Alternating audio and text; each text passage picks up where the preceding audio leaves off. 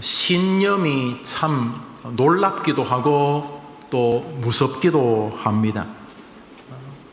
신념은 한 사람의 삶의 방향을 결정하기도 하고, 또 어떤 이상한 신념은 인륜과 도덕, 상식도 버리게 만들게 하기도 합니다.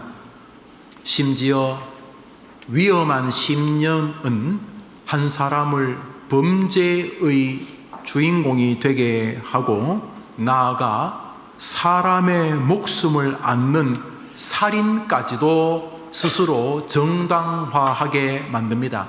이 신념이 참 놀라운 것입니다. 돈 버는 게 최고야, 이 신념도 신념이고요. 인생 별거 있어, 그냥 살다 죽으면 되지, 그것도 신념입니다. 사람이 배워야 된다, 이것도 신념이고요. 나는 공산주의 사회주의가 유토피아를 만든다, 이런 마음을 가지고 감옥에서 30년째 40년째 끝까지 나는 위대한 수령 김일성 동지 만세를 외칠 것이다 하면서 자유주의로 민주주의 대한민국으로 귀화하지 않고 감옥에서 끝까지 위대한 수령님을 기다리는 것도 신념입니다. 물론 본인의 변절이라고 해야 되나요? 본인이 대한민국의 품에 안기면 북에 있는 가족들이 어려움을 당할 것이라는 연민의 정에 의해서 스스로 귀화를 주저하는 것 역시 아프지만 일종의 가족 사랑의 신념이 아닐 수가 없습니다. 이 신념이 얼마나 강력하냐 하면, 사도 바울은 그 신념 때문에 초대교회 아주 훌륭했던 신앙인 스데반 집사님을 그것도 돌로 쳐 죽이는데 앞장서게 했습니다. 다시 말해, 자, 날 따라 저 자식 죽입시다. 그래가지고 사람을 돌에, 지금도 중동 지역에는 투석형 있지요. 그 영상을 보니까 그런 끔찍한 영상이 있던데, 여성을 이렇게 허리 정도까지만 나오도록 땅에 묻고 사람들이 돌을 던져서 그 주변이 피가 낭자해져서 스스로 이제 돌에 맞아 죽게 만드는 이런 참 무서운 이런 처형이 있던데, 스데반 집사님을 돌로 쳐 죽인 것은 이 바울의 신념이었습니다. 그때 이름은 사울이었는데, 그 사람의 신념은 예수는 없다, 예수는 그저 인간일 뿐이다, 예수는 죽었다, 그리고 부활하지 못했다, 예수는 메시아가 아니다, 예수는 당연히 하나님의 아들도 아니다. 그러므로 예수가 부활했다고 말하는 저 사람들은 내가 믿는 창세기, 출애굽기, 레위기, 민수기, 신명기, 모세 오경에 나오는 하나님을 조롱하는 것이다. 나 외에는 다른 신을 섬기지 말라고 했는데 예수라고 하는 또 다른 인간을 신으로 만든 것이다. 이것이 이 사람의 신념이었습니다. 나름대로 굉장히 공고한 신념이었습니다. 여러분, 사람을 그냥 쉽게 죽일 수 있습니까? 사람 죽이기 어렵습니다. 여러분, 닭모가지 치는 것도 어려워요. 쳐보셨어요? 드시기만 했죠. 켄터키 후라이드 치킨. 닭, 물론 우리 어머님들은 다 용감하셨어요. 이렇게 닭을 이렇게 사오면은 이렇게 목을 이렇게 비틀어서 탁 쳤어요. 여러분, 우리 아세요? 옛날에 남의 집에 이렇게 가면은 그 설탕을 선물로 사간 거 알아요?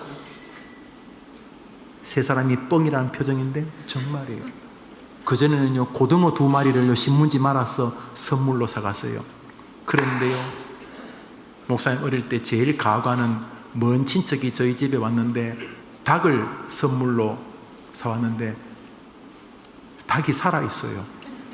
그래서 이렇게 보자기에 닭을 가지고 왔는데 닭이 이렇게 목을 내놓고 있는데 가져온 거 어떻게 해요? 그래서 결국 삶아 먹어야 되는데 우리 어머님이 칼로 닭모가지 자르는 것도 서로 주저주저 하는데 사람을 돌로 쳐 죽이는 게 쉬운 일이 아닙니다. 그런데 확신을 가지고 죽였습니다. 사람 신념 참 무섭습니다. 그래서 우리 주변에 어떤 신념을 가지고 뭐 하는 사람들 가만히 보시고, 뭐 대부분이 가짜일 수도 있지만 그 중에 몇몇은 진짜 강력한 신념을 가진 이들이 있습니다. 그런데 그가 스데반 집사를 죽이고 사람들이 당신 정말 확실한 유대인이다 이렇게 칭찬하니까 이번에는 이렇게 많이 기독교인들이 모여 있는 곳에 가서 그래서 한두 명이 아니라 몇백 명을 잡아오자. 그래서 이제 로마와 또 유대 대제사장들로부터 고난을 받아가지고 사람들 군병들 데리고 예수 믿는 사람들 어디서 예배드린다는 소식 듣고 덮치려고 가는 길에 우리 이렇게 길거리 성내동 망월동 것처럼 이 동네를 지나다가 다메섹이라는 동네를 지나다가 갑자기 지진을 만납니다. 지진을 만나니까 모두 다 휘청휘청 하잖아요. 그런데 소리를 듣습니다. 다른 사람들은 윙윙윙윙 그랬는데 이 사울이라는 청년에게는 똑바르게 히브리 말로 이스라엘 말로 사울아 사울아 너가 왜 나를 박해하느냐 너가 왜 나를 핍박하느냐 소리가 들립니다. 지진이 나니까 다 균형을 잃고 다 엎드려졌습니다. 거기다가 하늘에서 무슨 소리가 들리니까 모두가 극도의 두려움에 사로잡혔습니다. 그때 볼 수 없는 아주 밝은 빛이 너무나 밝은 빛이 대낮을 한 1000배쯤 밝히는 밝은 빛이 앞에 있어서 그들은 눈을 뜨지 못했습니다. 그 빛 때문에 아마 바울은 평생 눈에 병이 있었던 것 같은데요.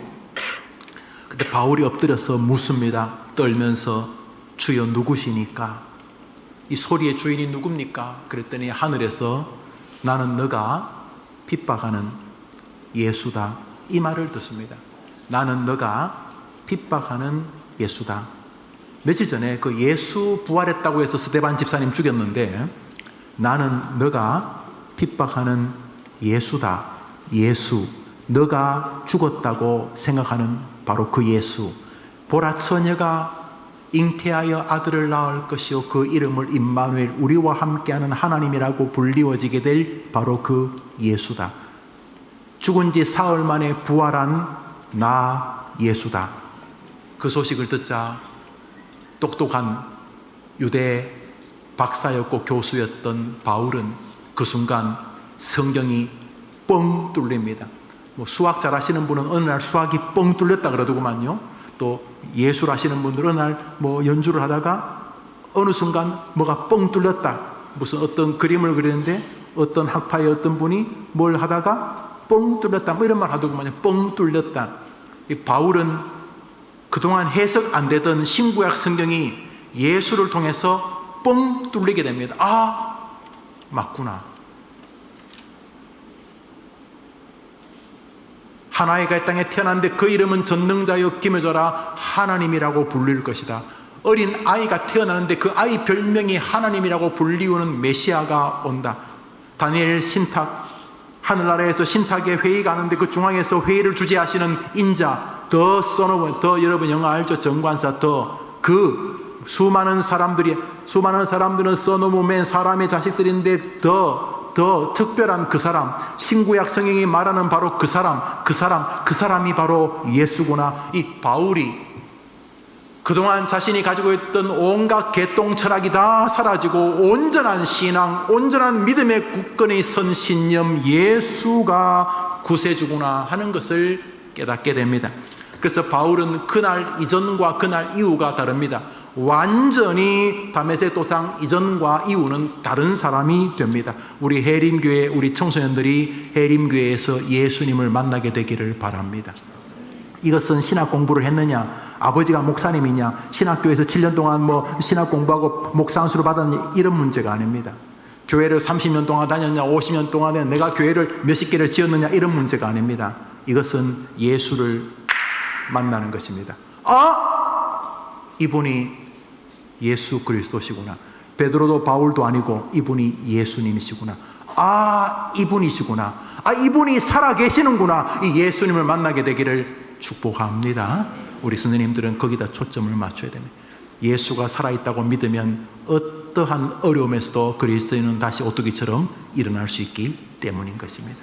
예수가 살아계신다고 믿어야지 죽을 거 아닙니까? 실컷 교회 다녔는데도 죽을 때 이거 천국 가나 지옥 가나, 아니 천국이 있기는 있나 지옥이 있나 이러면 되겠습니까? 혹시 죽은 다음에 이 죽음에 아주 압도당해서 막 극도의 공포심으로 막 안 죽으려고 막 그러다가 마지못해 좌절하고 어쩔 수 없이 죽나 보다 그러면 되겠습니까? 우리 예수 믿는 사람이 살아도 예수 때문에 살지만 죽을 때도 예수 때문에 미소 지어야 될 줄 믿습니다. 우리 청소년 때 중에 청소년 때 대한민국 선교사들 대부분이 10대 때 회심한 사람들이 여러분 중요한 거예요. 그러니까 예수를 구주로 믿는 것 제일 중요한 거예요. 이 바울이 그동안 가지고 있던 오만 잡동사니 신념이 다 사라지고 예수가 그리스도다라고 하는 온전한 믿음에 사로잡히자 그의 인생은 전도자로 변하게 됩니다. 가슴이 뜨거워서 가만히 있을 수가 없어요. 사람들한테 여보게 예수님 안에 길이 있어. 학교에서 공부하다가도 친구 있으면 친구가 뭐 울고 뭐 공부 때문에 죽겠다 그러면 죽긴 왜 죽어. 공부 열심히 하겠지만 네가 열심히 안 해도 하나님 도우시다. 예수님 살아계셔. 일단 이 예수님을 전하고 싶은 마음을 이게 뭐 걷잡을 수가 없어요. 뭐 직업은 텐트메이트 그라 그래서 집 짓고 요즘 말하면 뭐 건설업자, 사도 바울이 건설업자 그러면 웃기지만 뭐 건설업자.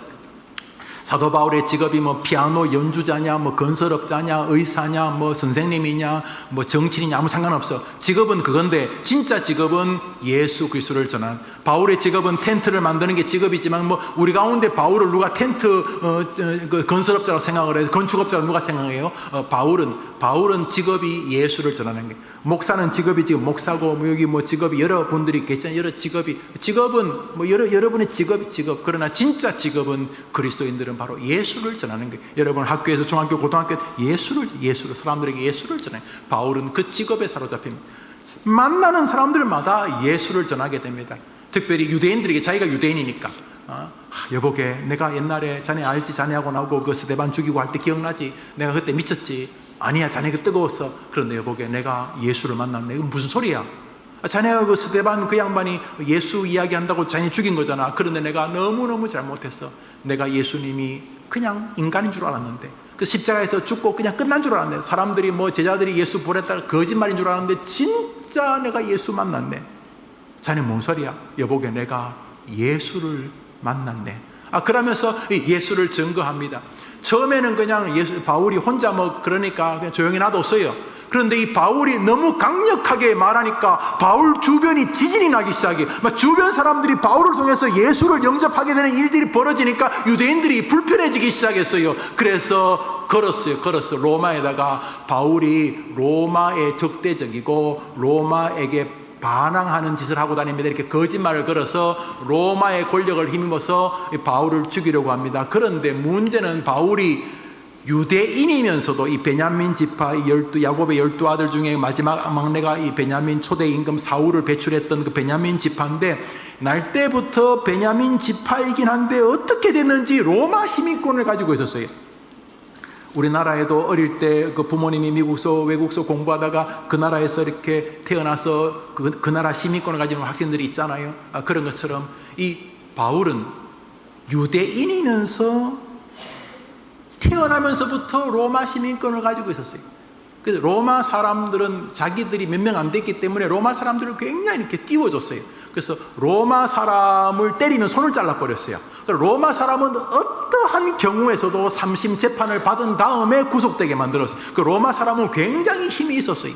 로마 사람 한 명에다 그 시대 로마에 돌아다니는 사람들 8명은 종이었으니까 8대1이요. 로마 사람은 희귀했어요. 로마 사람들의 권리를 끊임없이 쟁취했어요. 미국은 자기 나라 사람이 하나 어떻게 죽으면 막 폭격하고 막 그러잖아요. 자기 나라 국민들을 지킨다고. 그런 것처럼 로마 사람은 자기 나라 국민들을 굉장히 애지중지했기 때문에 로마 사람이 아닌 사람을 로마 사람을 공격했으니 벌이 엄청나게 가중되었어요.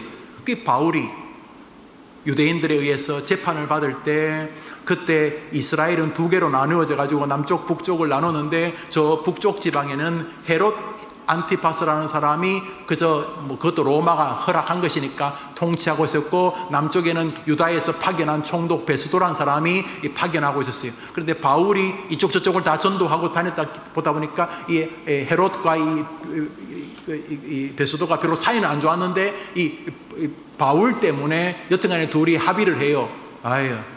저 사람이 그 로마에다가 황제한테 항소를 해가지고 우리가 할 수 없이 로마로 보내야 안 되겠습니까? 또 이렇게 말했더니 또 베스도도 뭐 할 수 없죠. 뭐 그렇게 합시다. 그래서 이 바울이 자기가 나는 로마에서 재판받겠다.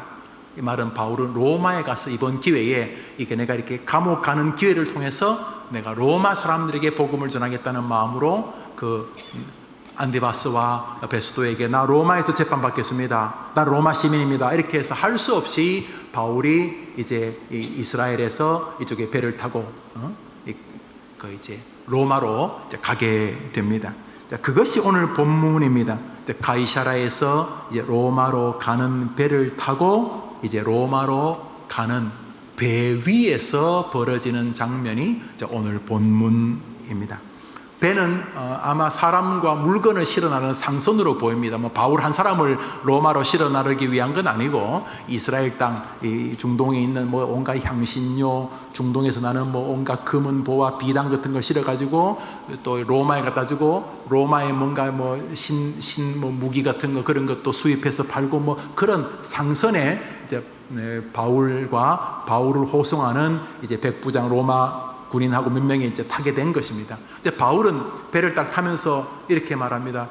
지금 바람이 태풍이 많이 불 것 같으니까 요번 한두 달 지나서 겨울 지나서 갑시다. 배를 최소한 몇 개월 타고 가야 되니까 그렇게 합시다. 이렇게 말했더니 선장과 선주는 배를 그냥 이 가이사라에 내버려 두면 배가 묶이고 그냥 항해도 못하고 돈도 못 벌고 하니까 아예 이런 날씨 괜찮아요 하면서 바울이 권면하는 걸 무시하고 이 선장과 선주는 돈을 벌겠다고 그냥 항해를 결정합니다. 뭐 백부장도 뭐 죄수 말 듣겠어요, 선장 말 듣겠어요. 그래서 이 로마 백부장과 함께 호송 부대와 함께 바울이 죄수로서 이제 배를 타고 이제 로마로 가게 됩니다. 그런데 출항한 지 며칠이 지나서 배가 바다 중앙에 있을 때 큰 태풍, 옛날에 사라오 태풍 뭐 이런 것처럼 유라굴로라고 하는 큰 태풍을 만나게 됩니다.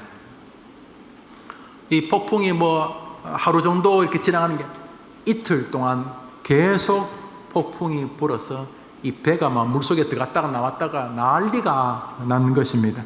그때의 상황을 성경은 이렇게 말합니다. 27장 18절입니다. 읽읍시다. 시작.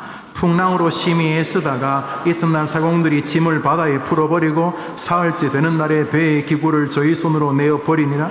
여러 날 동안 해와 별이 보이지 아니하고 큰 풍랑이 그대로 있음에 구원의 여망이 다 없었다. 3일째가 되자 두 손 두 발 다 들었습니다. 살아보려고 배가 짐이 막 컨테이너가 이리 갔다가 저리 갔다가 하니까 짐 때문에 배 균형이 무너질까봐 자기들의 꿈이 있는 여기서 돈으로 뭘 사가지고 저쪽에 팔러 가려고 했는데 지금 그게 문제가 아니에요. 그래서 어떻게 다 바다에 빠뜨리고 배를 건져보려고 했는데 안 되었어요. 3일째가 되자 그들에게 구원의 여망이 다 없었더라. 이제 아무도 삶의 희망을 노래할 수 없었습니다. 당연히 죽는 것만 남은 것입니다. 성경은 그때 탄 사람이 수백 명, 정확히 276명이라고 기록을 합니다. 실제였다는 거죠. 사실이었다. 276명이 다 죽음 앞에서 두려워 떨고 있었다. 이런 이야기입니다. 그런데 그 배 위에서 한 사람만 평온합니다. 한 사람만, 물론 배가 요동을 치니까 뭐 본인도 흔들리긴 했겠지만 마음은 한 사람만이 평강을, 샬롬을, 에이레네를 획득하고 있습니다. 바로 죄수 바울이었습니다. 사흘째 되던 날, 첫째 날은 뭐 소리 고래고래 지르고 뭐 선장이 좀 배 좀 안다고 자 옆으로 오시오, 배 균형을 잡으시오, 뭐 어떻게 돛을 다쓸 어쩌고 저쩌고 뭐 어쩌고 뭐. 첫째 날은 아는 척 했는데 안 되었어요. 둘째 날 또 소시적에 배 탔다는 뭐 그런 또 뭐 그 승객 중에 또 그런 사람 있잖아요. 뭐 자기가 뭐 좀 안다고 그 사람도 고래고래 소리 지르며 선장 그러면 되겠어요, 이쪽으로 해야 되죠 뭐. 둘째 날 그것도 헛소리가 되었어요. 셋째 날 별짓을 다 해도 배를 건질 수는 없었어요. 무슨 수로 풍랑을 막겠습니까? 풍랑이 내리치고 그러니까 뭐 배가 막 부서질라 그러고 뭐 위에서 뭐가 부서지고 떨어지고 사람이 대굴대굴 굴러서 저쪽에 겨우 난간에 붙잡고 뭐 거의 죽음 직전에 가자 모두가 다 뭐 한때 뭐 좀 해봤느니 뭐 내가 원양 어선을 좀 탔느니 내가 뭐 해양대학에서 무슨 다 잠잠해졌습니다. 구원의 여망이 다 없어졌습니다. 그때 한 사람이 조용히 난간을 붙잡고 이야기하기 시작합니다. 그가 이야기할 때 성경은 아무도 헛소리 하지 마시오 하지 않습니다. 잠잠합니다. 무언가 형언할 수 없는 권위가 그 한 사람의 말에 있었기 때문일 것입니다. 바울입니다. 성경 말씀 읽습니다. 시작. 여러 사람이 오래 먹지 못하였음에 바울이 가운데 서서 말하되 여러분이여 내가 너희를 권하노니 이제는 안심하라. 내가 섬기는 하나님의 사자가 어젯밤에 내 곁에 서서 말하되 바울아 두려워하지 말라. 내가 가이사 앞에 서야 하겠고 또 하나님께서 너와 함께 항해하는 자를 다 내게 주셨다 했으니 그러므로 여러분이 안심하라. 나는 내게 말씀하신 그대로 되리라고 하나님을 믿노라. 노란 것이 읽어볼게요. 노란 것이 시작. 바울이 말하되 안심하라. 내가 섬기는 하나님의 사자가 내게 뜻에서 말하되 다 내게 주셨다 하였으니 그러므로 안심하라. 바울이 뭐라고 그래 그 사람들에게? 여러분들 반복해서 안심하십시오. 여러분들 안심하십시오 라고 말을 하고 있습니다. 거기 구원의 여망이 사라진 이제 끝났어. 돈도 없고 집값은 오르고 직장에서 잘렸고 이제는 길이 없어. 이거 뭐 공부를 했는데 재수, 삼수, 사수, 오수 이제 아무리 해도 난 안 돼. 우리 집안 화목해도 될까 말까 한데 아침 저녁으로 엄마 아빠는 저렇게 날마다 싸우고 나는 소망, 나는 꿈이, 나는 몸뚱아리라도 건강, 나는 벌써 어릴 때부터 몸이 나는 이제 희망이 없어. 뭐 이런 거죠. 요즘 사람들이 희망이 없다는 말 많이 하잖아요. 모두가 다 276명 가운데 275명이 구원의 여망이 이제 더 이상 살 수 있는 길이 없다는 사실 앞에 딱 나자빠져 있을 때에 한 사람이 일어나서 말합니다. 여러분들이여 안심하라. 여러분들이여 안심하라. 선장이 그렇게 말하면야 그래서 말이 좀 되는데 이건 뭐 죄수. 그 노인 한 분이 일어나가지고 여러분들이여 안심하라. 노인도 아니네. 이때 바울 나이가 아마 50대 중반 혹은 60대 초반쯤 됐을 것 같은데 바울이 여러분들이여 안심하라. 그래. 이 죄수가 수갑찬 채로 여러분들이여 안심하라. 그런데 무언가 형언하기 어려운 권위가 그에게 있는 것입니다. 도대체 이 바울이 왜 사람들에게 자신 있게 안심하라고 말하는 것입니까? 왜 말하는 것입니까? 바울이 무슨 근거로 안심하라고 말합니까? 한번 따라합시다. 들었거든. 여러분 시작. 크게 시작. 한 번 더 시작. 하나님 말씀 들으면 나도 안심하고 남도 안심시킬 수 있는 줄 믿으면 아멘 해보세요. 여러분 들어야 됩니다. 바울이 무슨 점치니까 아닙니다. 느낌이 아닙니다. 바울이 사람들에게 여러분들 안심하십시오 라고 말할 수 있었던 것은 들었습니다. 자기가 바울이 말하되 안심하라. 내가 섬기는 하나님의 사자가 내 곁에 서서 어젯밤에 말했다는 거예요. 내가 들었다는 거예요. 내가 하나님의 말을 들었다. 내가 오늘 그냥 교회 갈까 말까 하다가 그냥 해림교회 왔는데 해림교회에서 내가 중학교 2학년 때 내가 들었다. 내가 진짜 들었다. 내가 아침에 오늘 좀 오랜만에 일찍 일어났는데 성경 한 절 볼까? 그날 날조를 펴서 성경을 읽으려고 하는데 막 성경 글자가 막 꿈틀꿈틀 움들이더니 내 마음으로 막 들려. 성경이 들려. 하나님 말씀이 들려. 예수님이 살아 계시는구나. 들렸던 거예요. 여러분, 나도 평강으로 남도 평강으로 이끄는 길은 듣는 길인 줄 믿어야 합니다. 바울이 275명하고 뭐가 다릅니까? 바울에게도 파도가 치고 275명에게도 파도가 치지요. 바울도 배가 이리저리 움직이면 떼굴떼굴 굴렀을 거고 270명도 떼굴떼굴 굴렀을 것입니다. 그런데 무엇이 그 똑같은 어려움 속에서도 이 단단한 평강을 얻게 한 것입니까? 그것은 들은 것과 깊은 상관이 있습니다. 이게 교회입니다. 교회는 자신이 들은 하나님의 은혜의 말씀으로 자기를 행복하게 하고 자기가 들은 은혜의 말씀으로 다른 사람을 행복해 하는 것이 교회인 것입니다. 바꾸어 교회가 왜 문제가 있습니까? 들은 게 없습니다. 들은 게 없으니까 지 속에 있는 거 나옵니다. 뭐요? 원망, 낙심, 소리지름, 불평, 자기 자랑 뭐 그런 거 나옵니다. 백날을 해봐야 구원의 여망에 도움이 되지 않습니다.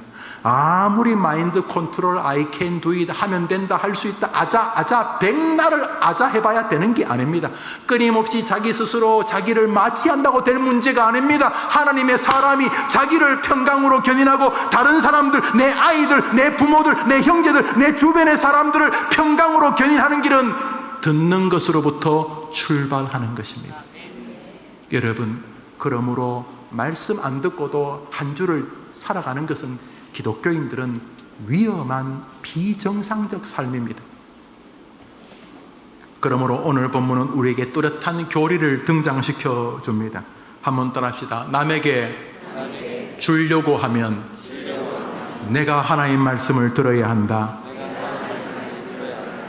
동의하십니까? 여러분, 남에게 주려는 것부터 먼저 하지 마십시오. 우리가 무슨 엄청난 박애주의자라고. 먼저 여러분의 영혼을 살리려면 여러분이 먼저 들어야 하는 줄 믿으시기 바랍니다. 바울을 그 풍랑이는 배 위에서도 든든하게 했던 것은 들은 말씀이었습니다. 여러분도 마찬가지입니다.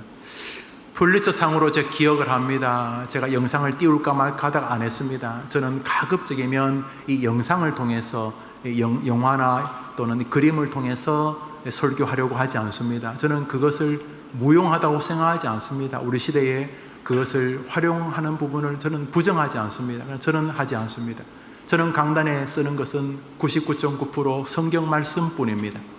그래서 그 사진을 띄울까 고민하다가 안 했는데 여러분이 이미 잘 아실 것입니다.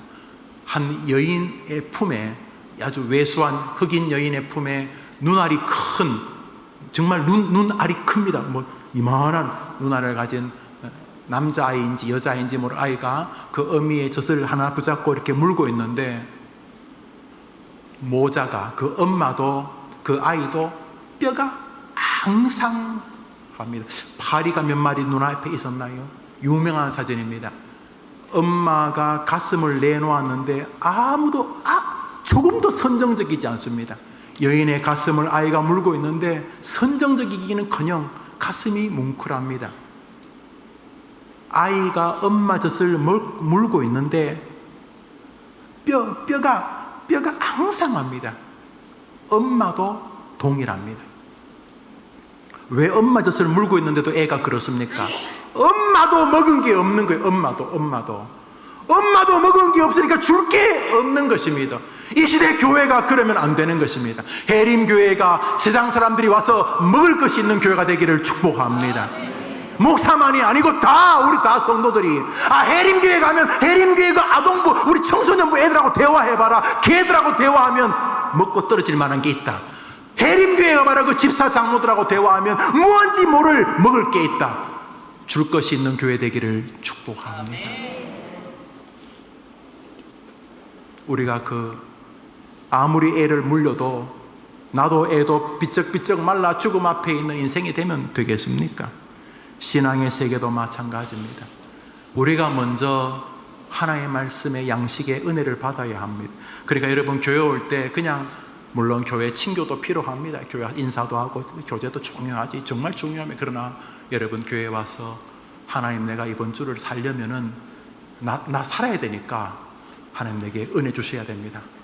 목사님 말씀의 은혜를 무조건 주셔야 되고, 무조건 목사님이 막 개떡처럼 설교하더라도 나는 찰떡처럼 받아야 되니까 하여튼간에 하나님 나한테는 은혜 주셔야 되고, 다 옆에서 졸더라도 나는 살아야 되니까, 그리고 우리 장모님 기도할 때, 우리 찬양대가 특송할 때, 반주할 때 나는 은혜 받아야 되니까 하나님 나를 살려주시기를 바랍니다. 선생님이 막 열심히 디딤돌 공부를 준비하셨든 안 하셨든 막 선생님이 말씀하실 때 나는 살아야 되니까 내게 은혜를 주시기를 바랍니다.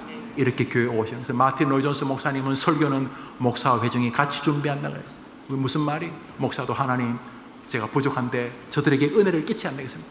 부디 저를 좀 사용해 주십시오. 저를 좀 살려 주십시오. 회중도 하나님, 저 목사님 부족하지만 나는 은혜 받아야 되니까 주님 저 설교를 통해 내게 역사해 주십시오. 이렇게 설교를 같이 준비한다는 것이, 할렐루야! 해림교회가 매주일 강단에서 먹을 양식이 있는 교회가 되기를 기도해 주시기를 바랍니다. 사도행전 27장을 읽습니다. 시작.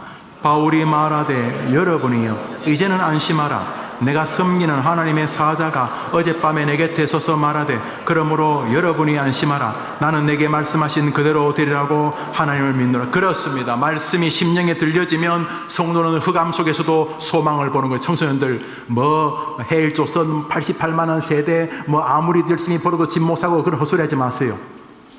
그건 세상 소리고, 여러분들이 하나님의 말씀이 들려지면 흑암 풍랑 속에서도 소망을 보게 될 줄 믿으시기를 바랍니다. 문제는 말씀이지 문제는 세상이 아닙니다. 속지 마세요. 사단이 야 너는 살 필요 없어, 죽어버려, 네가 살아서 뭐해, 너 끝났어. 속지 마세요. 너 능력이 있냐, 무슨 기술이 있냐, 네가 생긴 게 무슨 김태희냐 장동건이냐. 나는 그 사람들이 제일 예쁘다는 뜻이에요. 네가 배경이 헛소리하지. 나는 배경 있다. 나 배경 있다. 내 배경은 하나님이시다. 나는 배경 있다. 뭔데? 내 배경은 하나님의 말씀이다. 이렇게 말하게 되는 청소년들 되기를 축복합니다. 어른들 되기를 바랍니다. 바울은 풍랑 속에서 홀로 담대하는 게 아니라 아주 심령에 유유작적합니다. 여러분들 안심하세요. 풍랑이는 배 위에서 바울은 여러분들 안심하세요. 죽기를 왜 죽어요? 저는 물에 빠져 죽기 싫어요. 차라리 그냥 죽으래. 약 먹고 죽으래. 여보세요. 안심하세요. 왜 안심하라고 합니까? 하나님이 내게 말씀하셨기 때문에. 여러분이 이 시대 바울 되기를 축원합니다. 그러므로 풍랑에서도 말씀은 우리를 평안으로 인도합니다.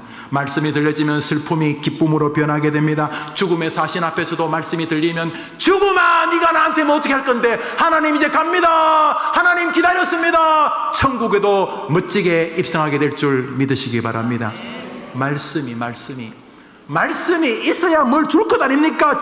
내가 말씀이 있어야 줄 거 아닙니까? 내 신학 공부했는데 어쩌라고, 신학 공부했는데 어쩌라고. 말씀이 있어야. 내가 몇 대째 나면서부터 무슨 교회를 다녔고 어쩌라고. 중요한 것은 내가 오늘 말씀을 들어야, 말씀을 먹어야 되는 것입니다. 말씀이 들려지면 시편 기자처럼 말하게 됩니다. 말씀이 들려지면 힘이 있어집니다.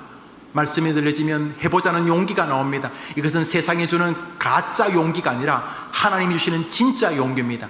시편 기자의 이 담대함은 말씀이 들려져자 벌어진 일입니다. 하나님은 그 소백을 성령이 되게 하셨습니다. 시편 기자의 고백을 듣습니다. 읽읍시다. 시작. 하나님은 우리의 피난처시요 힘이시니 환난 중에 만날 큰 도움이시라.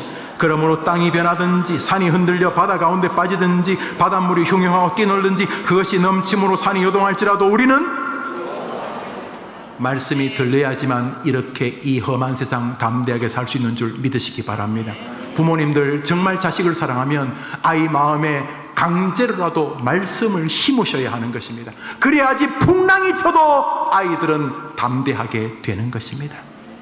믿으시면 한번 아멘 해보십시오. 그러니까 여러분 교회, 특별히 해림교회 보내면 우리 그냥 몸부림칩니다. 오직 어린이. 여러분 몸부림칩니다. 몸부림 치니까 아이들을 함께 우리 살려봅시다. 그런데 사는 길은 아이 마음에 말씀이 박히는 것입니다.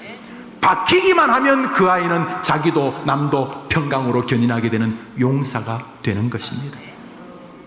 그러므로 다른 사람에게 은혜를 끼치려면 내가 먼저 말씀을 먹어야 한다. 이것이 첫 번째 진리라는 것을 알 수가 있습니다. 나아가 오늘 본문은 하나님의 말씀이 들려질 때 사람은 비로소 평강의 세계로 걸어가게 된다는 것을 알 수가 있습니다.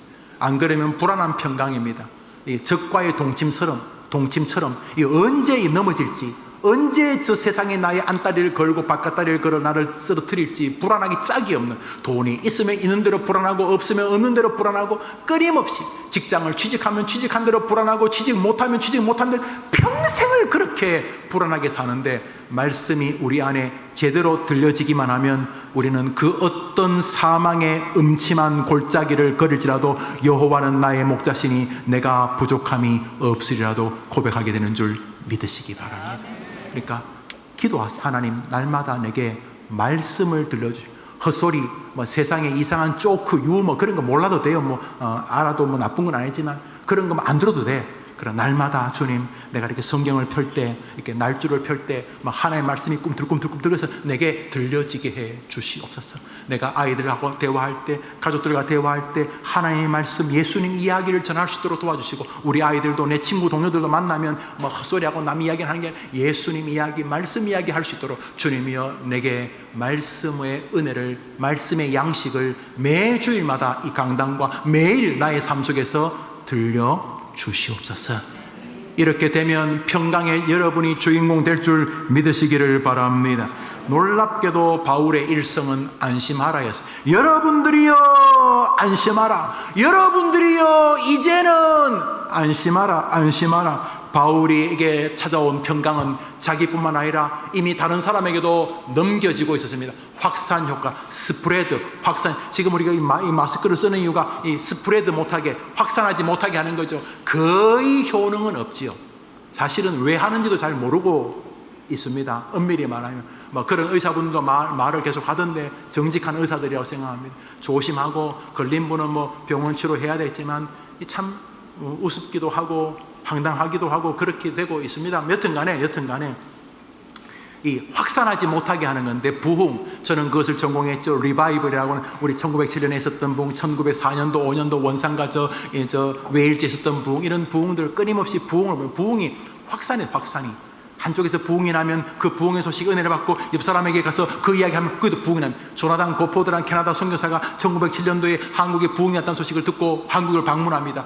중국에서 선교하고 있었는데 이 캐나다 선교사가 고포드가 한국 와서 부흥의 역사를 보면 너무너무 감격스럽다. 그래서 자기 선교지 본국에 편지 쓴 게 있어요. 캐나다 본국의 선교지에 우리 조국은 왜 하나님이 이 조선의 이 연약한 나라에 와 같은 은혜를 주시지 않는가 이렇게 말합니다. 그래서 조나단 고포드가 한 달, 두 달 정도 한국에서 부흥을 경험하고 이제 돌아갑니다. 마차를 타고 중국으로 건너가는데 고포드가 한국 갔다 온 소식을 듣고 그 만주 근방에서 선교하던 분들이 고포드 목사님 온다는 얘기 듣고 어디 이렇게 조그만 방을 하나 빌어서 한 20명의 선교사님들이 모였습니다. 선교사님이 모여가지고 고포드가 목사님이 가갖고 자기가 부흥을 경험한 건 아니고 본 것이니까 선교사님들 모였는데 그 사람들이 묻습니다. 고포드 선교사님, 전부 외국인이니까 한국에 어떻습니까? 고포드가 한국 평양이가 자기가 마산하고 쭉 다녔는데 한국의 부흥이 너무너무 놀랍다는 이야기를 눈물로 흘리면서 합니다. 그런데 중요한 것은 그때 만주에 모인 선교사들 사이에 부흥이 일어납니다. 그리고 그 선교사에 지나가면서 만주에 큰 부흥이, 만주에가 부흥에 중국 교회가 지금 수천만이 있는데 그 모태 중에 하나가 만주 리바이벌, 만주리안 리바이벌, 조나단 고포도 뭐 했는데요. 이 한국에서 본 평양 대부흥을 그 중국 가서 소개한 거, 전달한 거, 스프레드 확산한 거밖에 없는데 부흥이 났습니다. 여러분이 말씀에 은혜 받으면 옆 사람까지 살게 되는 줄 믿으시기 바랍니다. 그게 중요한 것입니다. 그러므로 여러분은 하나의 말씀을 듣는 일을 그 어떤 것보다 우선순위에 둡니다. 아주 우선순위에 둬요. 목사도 이렇게 자꾸 설교하는 것보다 듣는데 더 많은 관심을, 하나의 말씀 듣는데 설교하는 것도 중요하지만은, 다른 사람들을 듣게 한다는 의미로 중요하지만은 이 목사도 계속 하나의 말씀 듣는데 이렇게 집중해야 하는 것이죠. 왜요? 모든 은혜와 평강과 그 믿음은 들음에서 나기 때문입니다. 성경 말씀 읽습니다. 로마서 10장입니다. 시작.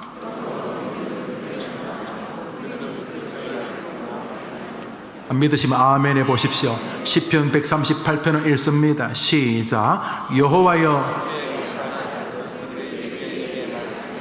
세상의 군왕들, 믿음의 사람들이 행복한 이유는 주의 말씀을 듣기 때문이라고 시편은 말합니다. 여러분, 주의 말씀을 듣는 곳에 있는 것은 행복인 줄 믿으시기 바랍니다. 여러분들만 행복하지 마시고 여러분 주변의 사람도 여러분 때문에 행복할 수 있는 기회를 주십시오. 여러분이 사람들에게 헛소리하지 말고 비난하지 말고 조롱하지 말고, 그런 시간도 별로 없잖아요. 여러분 사람 만나면 1분이든 5분이든 예수님 이야기, 예수님, 야 힘들지, 예수님께 기도해봐.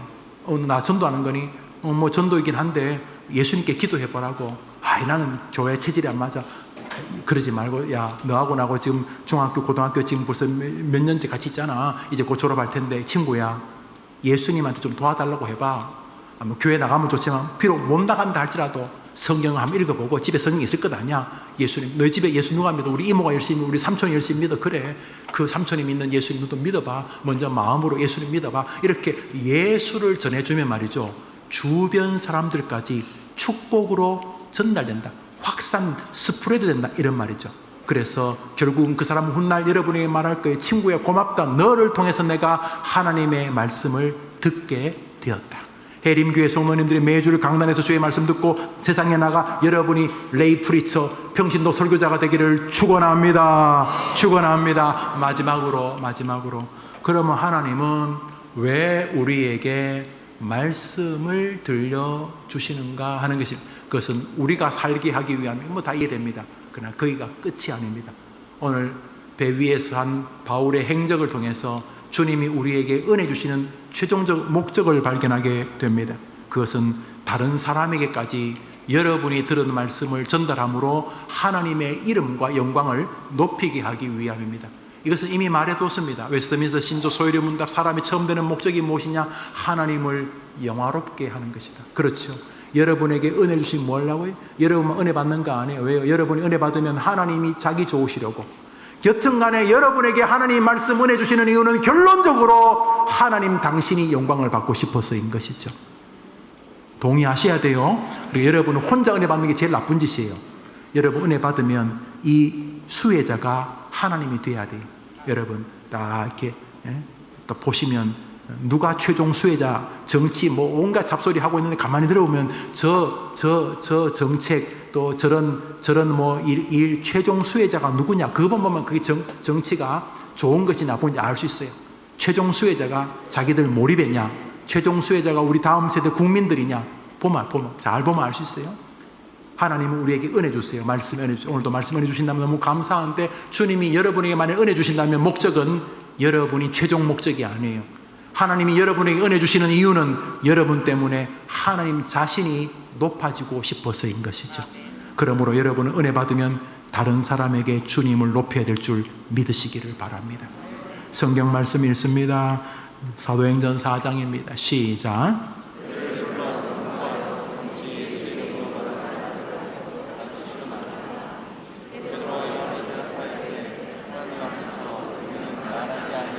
사람들이 바울과 요한, 베드로와 요한 등이 자꾸 복음을 전하니까 복음을 전하지 못하게 합니다. 그래서 말하지 말라. 하여튼 말을 하지 마, 말. 네가 은혜 받는 건 좋은데, 야 베드로, 네 혼자만 은혜 받아. 네 혼자. 중국이 그렇죠. 중국이 지금 평등법, 변환된 차별법, 건강가정법이 전부 다 악법입니다. 아주 몹쓸 법입니다. 이 법이 시행되면 제가 성경에서 동성애는 죄라고 합니다라는 말 하기 못 어렵고, 여러분이 전도하는 것이 다른 사람에게 피해가 되거나 그 사람에게 모욕감을 줬다면 여러분 전도 못하게 되면 이 무서운 법입니다. 아주 악법입니다. 아주 몹쓸 법입니다. 그런데 이게 곧 통과될 가능성이 굉장히 높습니다. 아주 악한 법이지만 말입니다. 그런데 이때 2000년 전에 이 로마 관리들과 유대 지도자들이 베드로와 요한에게 네가 믿는 거는 좋아, 네가 뭐 은혜 받고 좋아, 네가 은혜 받는 건 좋은데 네가 사람들한테 네가 은혜 받은 건 말하지 마, 말하지 마. 그렇게 말했다는. 근데 이 베드로와 요한이, 나는 주께서 내게 보여주시고 들려주신 것을 말하지 않을 수 없다, 이렇게 말합니다. 왜요? 보십시오. 우리가 하나님께 받은 은혜를 말하느냐 안 하느냐를 사단이 굉장히 예민하게 보고 있어요. 여러분이 은혜 받은 거, 뭐 여러분이 은혜 받은 게 크든 뭐 쥐꼬리만 하든 하여튼 여러분이 은혜 받은 것을 다른 사람에게 말하는 순간 그게 폭발하기 때문에 사단은 여러분 보고 일단 여러분이 은혜를 못 받게 하겠죠. 빨리 설교나 빨리 끝나지. 그냥 빨리 끝나지. 일단 여러분이 은혜를 못 받게 할 거예요. 그러나 만일 여러분이 은혜를 받으면 두 번째 작전, 네 혼자 은혜 받아, 네 혼자 끝. 강단 예배당 나가면 끝. 만일 여러분이 은혜 받은 그것을 다른 사람에게 말하면 폭발력이 있다는 걸 사단이 알아요. 여러분 가장 큰 은혜가 뭐예요? 한번 더 합시다. 예수님이 살아계신다. 그거 여러분 지금 오늘 들은 거 아니잖아요. 이미 알고 있는 거잖아요. 그 알고 있는 거, 하나님께 기도하면 들어주신다 알고 있는 거잖아요. 그거요, 다른 사람에게 한마디 하는 순간 죽어간 사람 막 살아납니다. 사단은 그래서 여러분들이 말을 못하게 그러니까 먼저 은혜를 못 받게 하겠지. 먹은 게 없이 말 못할 거 아니에요. 그러니까 여러분들이 여튼간에 교회 생활하면서 은혜와 상관없는 쓸데리 없는 짓에 관심을 기울이다 7, 80이 되게 만들거나, 혹여나 은혜를 받게 되면 네 혼자 입 다물고 있거라. 네 혼자 열심히 믿어라. 왜냐하면 말하게 되면 폭발력이 있다는 걸 사단도 알기 때문에. 그래서 말을 못하게 합니다. 네가 은혜 받은 거 말하지 마라. 그런데 베드로와 요한이 나는 네 말 못 듣는다. 나는 말하지 않을 수 없다. 베드로도 진리의 세계를 알았던 것입니다. 그러므로 영적 싸움은 바로 그것입니다. 말씀의 은혜를 못 받게 하는 싸움이고, 은혜 받은 것을 전하지 못하게 하는 영적 싸움입니다. 사도행전 13장을 읽습니다. 시작. 바울과 바나바가 담대히 말하여 이르되 하나님의 말씀을 마땅히 먼저 너희에게 전할 것이로되 너희가 그것을 버리고 영생을 얻기에 합당하지 않은 자로 자처하기로 우리가 이방인에게로 향하노라. 이방인들이 듣고 기뻐하여 하나님의 말씀을 찬송하며 주의 말씀이 그 지방에 두루 퍼지니라. 바울과 바나바가 유대인들에게 말하려고 하는, 유대인들이 안 들, 그만해 듣기 싫어요. 유대인들이 듣기 싫다는 거예요. 그래서 바나바 바울이 그래? 그러면 너희들은 기회를 놓쳤다 하고 이방인들에게 가서 말했더니 이방인들이 듣고 하나님을 찬양하게 되면서 이렇게 한국까지 기독교가 퍼지게 되었다. 이런 것이 여기 또 중요한 것, 말하는 것과 듣는 것의 역사 말입니다. 말씀을 마무리합니다. 하나님은 우리에게 먼저 네가 먹을 게 있어야 된다 이렇게 말씀하십니다. 여튼간에 다른 사람에게 평안하라든지, 부모니까 우리 자식이 있죠. 자식을 훌륭하게 견인하기 위해서는 네가 먼저 먹은 게 있어야 된다.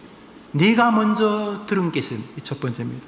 두 번째로 진짜 평강은 말씀을 들을 때 비로소 출발되어진다. 이렇게 우리가요 부자라고 다 평안한 거 아니에요. 스스로 목숨을 끊는 부자들 얼마나 많습니까? 깜짝 놀랄 사람들 재산이 수천억이 됐는데도 죽잖아요. 야, 그거 어떻게 죽어요? 난 도저히 이해할 수가 없어요.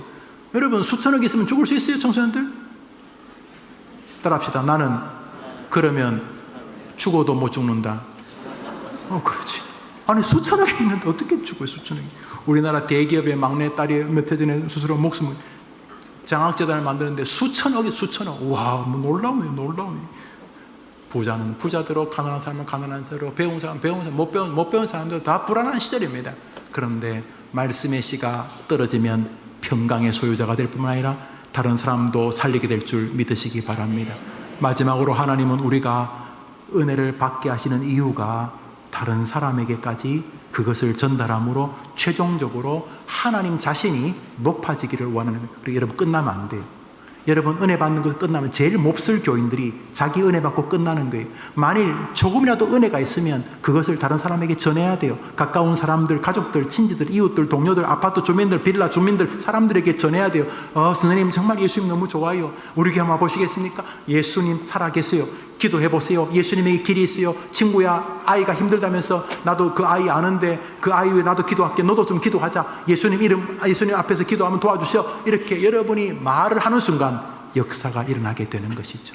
성경 말씀입니다. 마가복음 16장입니다. 시작.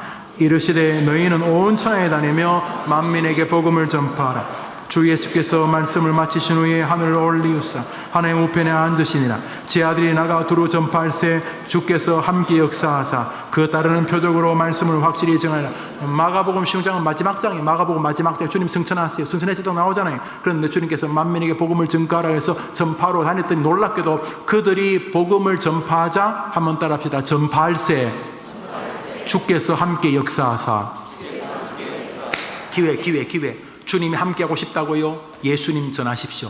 예수님 이야기하면 어떻게 한다고요? 그들이 전파할새 주께서 함께 역사. 왜 이 좋은 방법을 놔두고 왜 안 하는 거예요? 왜 헛소리나 하고 부모님하고 싸우기나 하고 왜 그러는 거예요? 왜? 여러분 예수를 전하세요. 예수를 전하면 뭐예요? 그들이 예수를 전파하자 예수님이 함께 역사하셨다고 말이죠. 마태복음 28장 똑같은 본문인데 마태복음 병행 본문이죠. 마태복음 28장은 더 자세하게 리얼하게 설명했어요. 마지막 성경 구절을 읽읍시다. 시작. 예수께서 나와 말씀하시되 너희는 가서 모든 민족을 제자로 삼아 내가 너희에게 분부한 모든 것을 가르쳐 지키게 하라. 볼지어다 네가 온 천하에 다니면서 만민들에게 복음을 증거하면 볼지어다 나 예수가 세상 끝날까지 너와 항상 함께 있어 주겠노라. 그러니까 여러분, 예수님이 나를 버리신 것 같다. 그런 제발 우리 학생들 좀 헛소리 좀 하지 말고, 그 이유라는 게 뭐 가난하다, 뭐 병들었다, 뭐 떨어졌다 이런 소리인데, 그 말도 안 되는 소리. 그 뭐 요셉이 팔리면 하나님이 함께 안 한 거예요? 요셉이 억울하게 누명 써서 감옥 가면 하나님이 함께 안 한 거예요? 말도 안 되는 소리 하지 말고, 여러분들이 오늘부터 내가 사람들에게 예수님을 말씀을 전하면 주님이 함께 해주시. 야, 이거 신기한 메커니즘이네. 내가 세상 사람들에게 주님을 증거하면 주님이 나와 함께 하신다. 야, 이거 신기하다. 이거 앞으로 내 공부할 때 학교에서, 직장에서, 가정에서 사람들에게 틈만 나면, 아니 틈을 내어서라도 예수를 전해야 되겠다, 말씀을 전해야 되겠다 결심이 되기를 바랍니다. 전하려면 내가 뭐 전할 게 있어야지. 내가 뭐 먹어야지 젖을 줄 거 아니에요. 그러므로 따라합시다. 주님, 내게 말씀의 은혜를 주셔서 나도 바울처럼 고통당하는 사람들에게 안심하라고 말하게 해 주옵소서. 할렐루야. 이번 한 주간 주의 말씀을 듣는 일과 주의 말씀을 묵상하는 일과 주의 말씀을 용기 내어 전하는 일에 여러분이 이 시대 바울 되기를 축원합니다.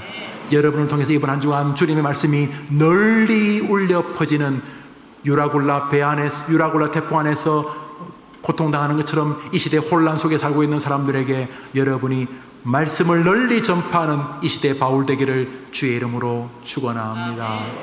우리 찬송가 200장 2절을 부르겠습니다.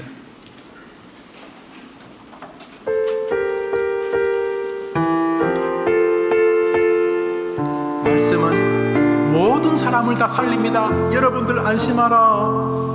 귀한 주님의 말씀은 내 노래 되도다. 모든 사람을 살리는, 여러분 안심하세요. 아유, 너무 걱정하지 마. 걱정하지 마. 사람을 살립니다. 말씀이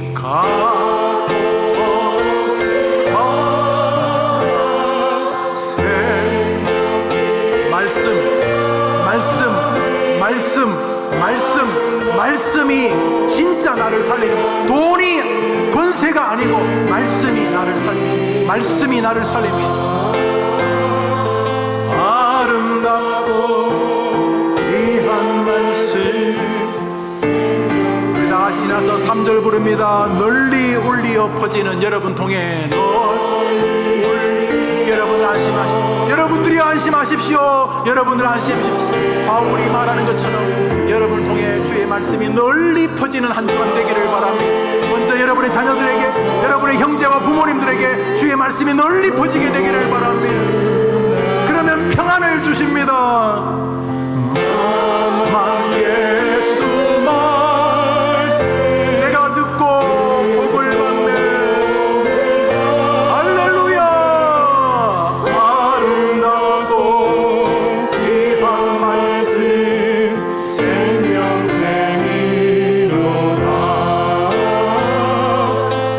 아름답고 귀한 말씀 남도 살리는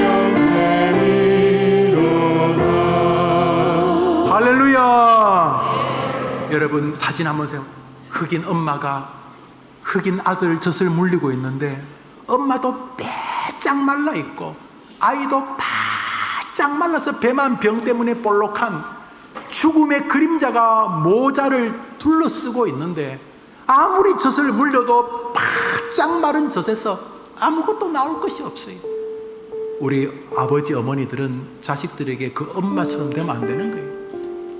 하나님, 내 아이들에게 예수 안에 길이 있다, 예수 안에 분명히 길이 있다라고 말할 수 있어야 안 되겠습니까? 내가 먹은 게 있어야지. 내가 하나님 말씀에 은혜 받은 게 있어야지 뭘 할 거 아닙니까? 나도 안 믿는데 누가 믿겠습니까? 그러니까 오늘 자식 있는 부모님들은 하나님 내게 말씀에 먼저 좀 들려주십시오. 내가 이제부터 매주일 강단을 주목하겠습니다. 그러니까 매주 말씀을 매일 다시 주목하겠습니다. 뭐 돈도 벌 만큼 주셔서 고맙습니다. 뭐 아직까지 가난해도 그래도 고맙습니다. 그렇지만 주님, 이번 한 주간 내가 먹을 게 있어야 안 되겠습니까? 내가 먹을 게 있어야, 제발 매주일 해림교회에 나와서 주일날 공치고 돌아가지 않게 도와주십시오. 매일 말씀으로 나를 살려주십시오. 두 번째로, 내가 이 들은 말씀을 남에게 전하면 주님이 함께 하시는구만요. 그러니까 전하려면 뭐 들은 게 있어야 되니까 주님, 남에게 내가 믿는 예수님을 힘있게 전할 수 있도록 그동안 들었던 신앙을 다시 정리시켜 주시고, 또 매주일 말씀 해주셔서 남에게 예수님 전하다가 그들도 복 받지만 나도 복을 받는, 왜? 주님이 말씀 전할 때 함께 하시기 때문에 그 삶을 살게 해 주옵소서. 한번 더 합시다. 주님, 저를 말씀의 사람으로 만들어 주옵소서. 이제 우리 잠시 기도합시다. 하나님 아버지, 자, 세상으로 또 나갑니다. 험악한 세상, 사단은 우리를 장난감처럼 가지고 놀 것인데 욕심, 욕망, 열등감, 불안, 시기, 미움, 별의별 것들 가지고 우리를 가지고 놀려고 할 텐데, 주님, 이기는 길은 말씀이고 풍랑이는 배 위에서도 살리는 길은 말씀이고 나와 남을 평강으로 견인하는 길도 말씀이니, 주님, 우리 모든 성도들에게 그 말씀의 은혜를 주시기를 원합니다. 주님이 나와 함께 하지 않는 것 같아 이런 말 그만하고, 주님이 나와 함께 하시는 것, 말씀 증거와 깊은 상관이 있다 고백하게 하옵소서. 이번 한 주간 저들의 삶을 지켜주옵소서. 어떤 상황 속에서도, 폭풍 속에서도 우리 주님의 말씀으로 승리하는 것을 우리가 이 시대에 증인되게 해 주옵소서. 해림교회 영아부, 유치부, 아동부, 청소년부, 청년부, 장년부, 복음통일 소망부, 영어부 예배에 말씀이 있게 해 주시옵시고, 우리 교인들이 날주를 통해서 날마다 말씀의 은혜를 누리게 해 주옵소서.